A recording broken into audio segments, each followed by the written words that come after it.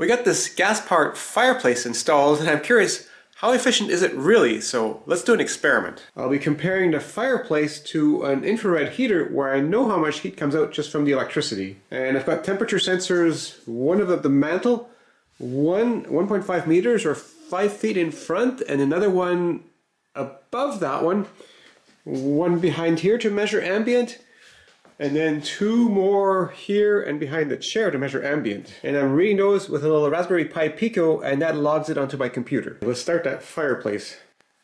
So this is not at full power, and it takes quite a while before heat comes out of it. I don't even feel any warmth off of it just yet. And to not mess up the experiment with my presence, I'm just gonna leave the room and let it run for, I don't know, 45 minutes. And let's go look at the gas meter to see how much we're consuming.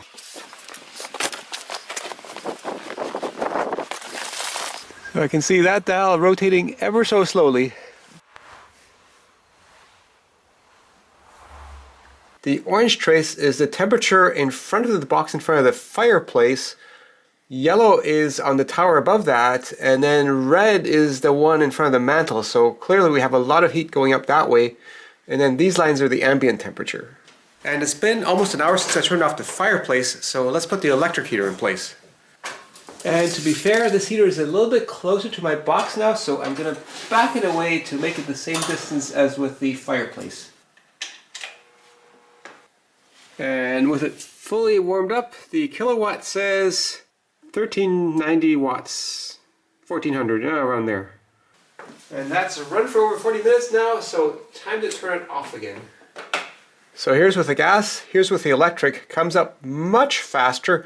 We have higher temperature in front of the box, in front of the fireplace, although on the tower it's not quite as hot, and rising above seems to be about the same. So the electric heats up more in front, although the gas fireplace puts more heat elsewhere. So what if we just say they're about even, same power for both of them? Working out the gas flow rate from the gas meter and converting that into joules per second, which essentially is kilowatts of energy, versus the infrared heater, which used 1.4 kilowatts. So we got 3.7 times as much energy going to the fireplace than the infrared heater, suggesting a 27% efficiency if they both put out the same amount of heat. 27%? That can't be right. It can't be that bad.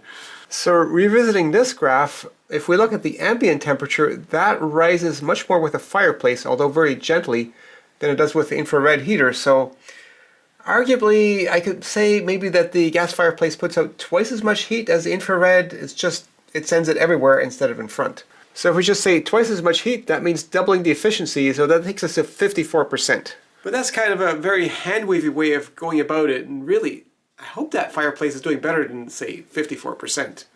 So with the heat from the heater or the fireplace going to different places, I can't really compare them evenly because I don't know where the heat is going, so I just need to capture all the heat that's coming off of it.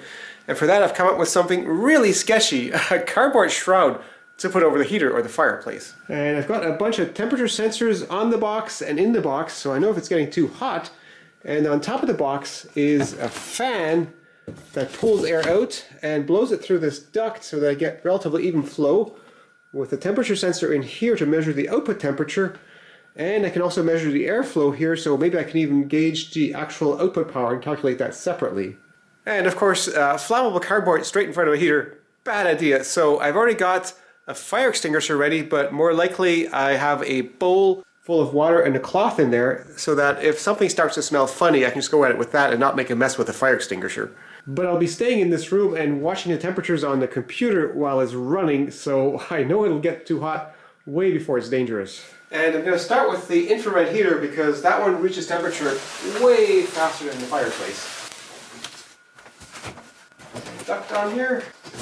And I added this to direct the air away from here because I found the ground around it was getting warm just from a preliminary test. Fan is running.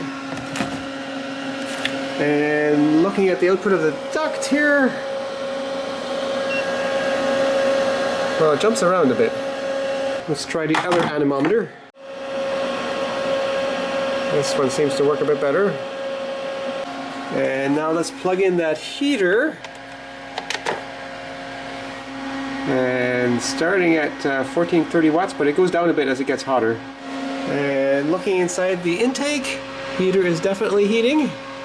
I got the inlet here. I had the temperature sensor right on the inlet, but it caught too much infrared, so I put it a little bit out of view so it doesn't get affected by that. So not getting a pretty view here, but I have it highlighted. The sensor DF is the one straight in front. It's the hottest one at 38 degrees right now.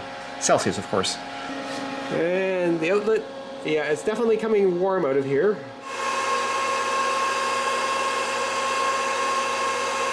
Okay, 15 minutes now, and from the numbers, I think it's reached steady state, so I'm just going to unplug the heater.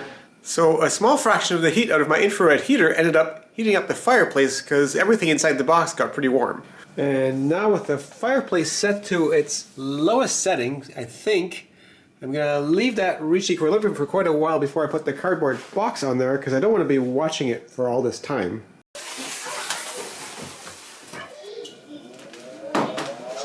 The red line is the exhaust temperature here for the infrared, here for the fireplace.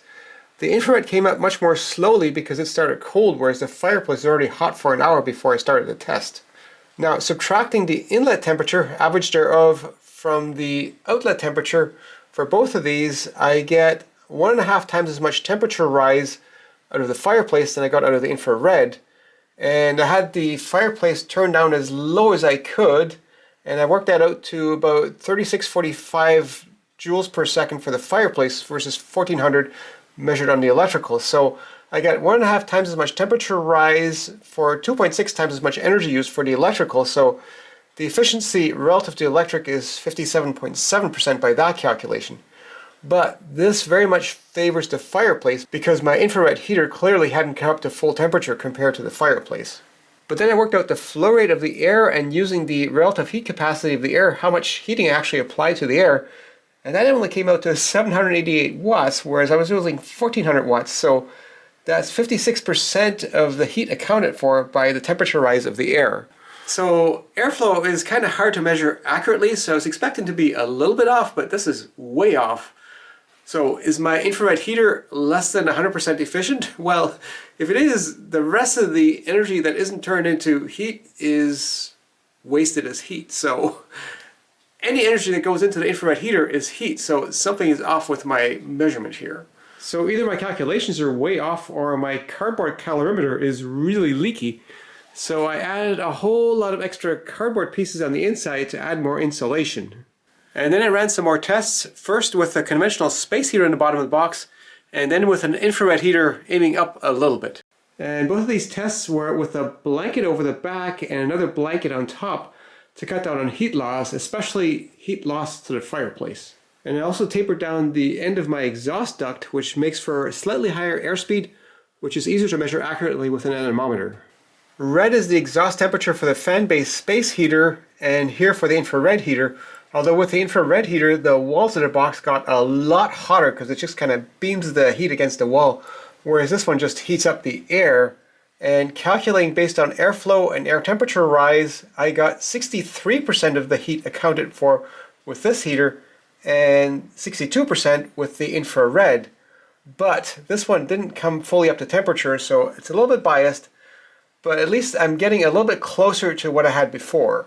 So I did some control experiments, first with a heater pointing straight up into the exhaust port, then with a heater at the bottom of the box pointing up, and then with a heater at the bottom of the box pointing sideways. And all these tests were with a blanket over the back and another blanket on top, so this is pointing straight into the exhaust, pointing up from the bottom, and sideways from the bottom. And calculating how much heat I got out, for the straight into the exhaust, I got 89% of the heat accounted for, pointing up from the bottom, 76%, and sideways on the bottom was 70%. So I can live with that accuracy because it's hard to gauge volumetric flow with an anemometer, and my box, even pointing straight at the exhaust, was losing a little bit of heat. Because some of the temperature sensors in the box still got warm, plus my exit duct also loses a little bit of heat. And if I normalize the numbers to say my 89.2% is actually 100%, I'm still losing 15% by just aiming up from the bottom and 20% by pointing sideways at the bottom. So my cardboard calorimeter box, even with 2 layers of double layer cardboard on most of the walls and blankets on top, is losing 20% heat if I just put the space heater sideways at the bottom. So then I repeated my tests with my improved calorimeter blankets on top, and the fireplace set to its lowest setting. As usual, the red is the exhaust temperature and the blue is the input temperature.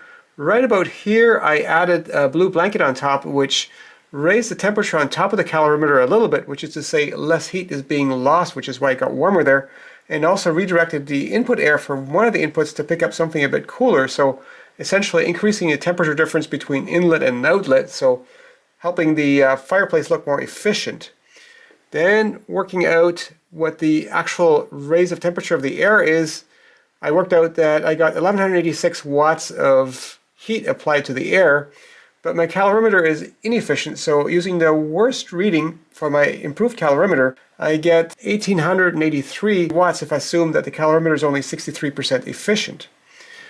Now looking at how much gas I've got coming in, I worked out 3,367 watts of gas energy in versus 1,883 calculated output with the efficiency taken into account, and that works out to about 56% efficiency for the fireplace. And that's with picking the most favorable numbers for the fireplace, running at the lowest setting, because generally thermal transfer things are much more efficient at lower rates, so full power at a fireplace is no doubt less efficient, and also using a very low efficiency number for my calorimeter. In this particular test, it's probably more efficient than that, so I would suspect that the actual efficiency is more like 50% and probably less than that when it's running at full heat. But let's go with 56% because that's already a lot lower than what these things are supposed to give you. So 56%, that's pretty disappointing considering this thing is supposed to be 70% efficient. But then again, maybe they're thinking that if the thing is mounted not on an outside wall, any heat that's leaking out the back is still in the house, so that counts towards efficiency.